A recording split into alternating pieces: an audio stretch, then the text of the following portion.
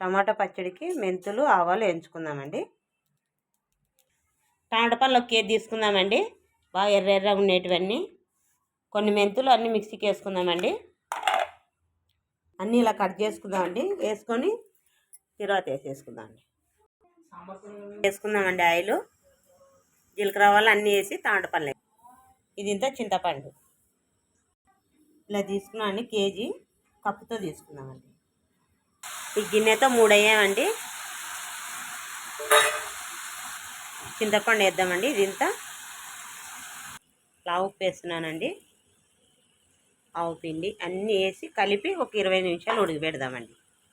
ఆవాలు మెంతులు అన్నీ వేసేసి కలిపేసి మూసేద్దామండి. 20 నిమిషాలు అయిందండి. ఇప్పుడు కారం వేసేసి దింపేసుకుందామండి. తయారైందండి టమాటా చట్నీ.